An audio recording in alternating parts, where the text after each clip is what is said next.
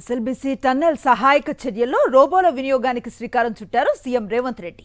సమీక్ష సమావేశంలో ప్రతిపాదించిన మేరకు హైదరాబాద్లో ఆన్వి రోబోటిక్స్ కంపెనీకి సంబంధించిన ప్రతినిధులు రోబోలతో సహాయక చర్యలు చేపట్టేందుకు ఒక రోబోను టన్నెల్లోకి పంపారు. కానీ దాని ద్వారా ఇంకా పనులు ప్రారంభం కాలేదు. పనులు మొదలు పెట్టాక అవాంతరాలు ఎదురు కాకుండా కావాల్సిన ఏర్పాట్లు చేసుకుంటున్నారు. దీని ద్వారా పెద్ద ఎత్తున కూరుకుపోయిన మట్టి, బురద, శిథిలాలు తొలగించనున్నారు. రెస్క్యూలో పాల్గొంటున్న వారికి రిస్క్ లేకుండా ఉండేందుకు మరోవైపు అత్యంత ప్రమాదకరంగా ఉన్న 50 మీటర్ల ప్రాంతంలో వీటిని వినియోగించే అవకాశం ఉంది. మరింత సమాచారాన్ని మా ప్రతినిధి విజయభాస్కర్ అందిస్తారు. టన్నల్లో జరిగిన ప్రమాదంలో ఇరుక్కుపోయినటువంటి 8 మృతదేహాల్లో ఇప్పటికొక మృతదేహం లభించడం జరిగింది. మిగతా 7కు సంబంధించినటువంటి వాటి కోసం అన్వేషణ కొనసాగుతుంది.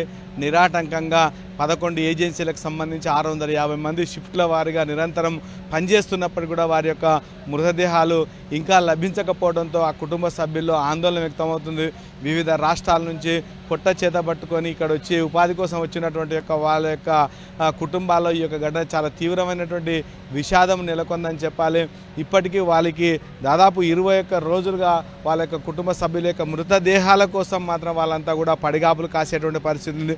ఒకసారి మనం ఎస్ఎల్బీసీ టన్నల్ వద్ద ఉన్నాం.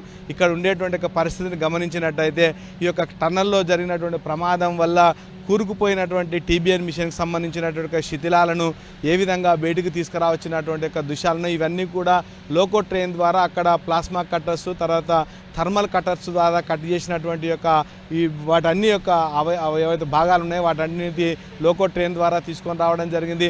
మరొక వైపు మొదట పనిచేయనటువంటి కన్వేయర్ బెల్ట్ ఏదైతుందో ఆ కన్వేయర్ బెల్ట్ను కూడా ప్రస్తుతానికి 13.5 కిలోమీటర్ల వరకు దీని యొక్క పునరుద్ధరించడం జరిగింది. అక్కడ ఉండేటువంటి దాన్ని ఒకవేళ మాన్యువల్గా దానిపైన ఒకవేళ అక్కడ ఉండే బురద కానీ లేకుంటే ఏదైనా మట్టి కానీ వాటన్నిటిని కూడా అది బయటికి తీసేటువంటి అవకాశము ఓవైపు ఉంది. మరొక వైపు ప్రధానంగా మానవరహితంగా పనిచేసేటువంటి ఏదైతే ఈ యొక్క రోబోలు ఉన్నాయో వాటి యొక్క వినియోగం ద్వారానైనా పనుల్లో వేగవంతం పెంచడంతో పాటు అక్కడ ప్రమాదం జరగకుండా మనుషులకు ఎలాంటి ఇబ్బంది జరగకుండా ఉండేందుకోసం కావాల్సినటువంటి ఏర్పాట్లన్నీ కూడా చేస్తూ ముందరికి వెళ్తారు. రోబోలు మాత్రం ఇంకా పూర్తి స్థాయిలో రంగంలోకి దిగారు. ఒకసారి వాటి యొక్క పనులు ప్రారంభమైతే ఒకవేళ ఆటంకం జరగకుండా ఉండేందుకోసం అదనపు ఆల్టర్నేట్స్ అందులో పొందపరచడం జరుగుతుంది. మనం చూస్తున్నాం ఇక్కడ అన్ని విభాగాలకు సంబంధించినటువంటి వైపు ఎన్డీఆర్ఎఫ్, ఎస్డీఆర్ఎఫ్, ఇండియన్ ఆర్మీ, నేవీకి సంబంధించినటువంటి తర్వాత రకరకాలైనటువంటి దక్షిణ మధ్య రైల్వే, సింగరేణి, రాటువల్ మైనర్స్ ఇట్లా ఎవరైతే దేశవ్యాప్తంగా ఈ యొక్క టన్నల్లో అనుభవం ఉండేటువంటి బీఆర్ఓకి సంబంధించినటువంటి ఇట్లా అన్ని విభాగాలకు సంబంధించినటువంటి వారిని వినియోగిస్తూ ఎంత త్వరగా అయితే అంత త్వరగా రెస్క్యూ ఆపరేషన్ను ముగించాలని చూస్తున్నప్పుడు కూడా బాగా వస్తుండేటువంటి ఊట నీరు కానీ తర్వాత బురద అక్కడ గట్టిగా మారినటువంటిది శిథిలమైనటువంటి టీబీఎం మిషన్ యొక్క భాగాలనుగా పడి ఉండడం అనేటువంటిది ఇబ్బందికరంగా మారుతుంది.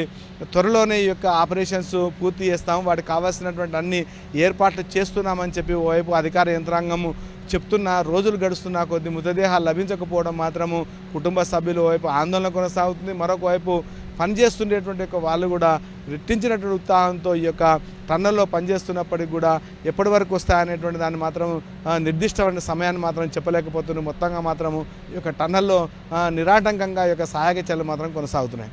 కెమెరామెన్ అరవింద్తో విజయభాస్కర్, సాక్షి న్యూస్, ఎస్ఎల్బీసీ టన్నల్ నుంచి.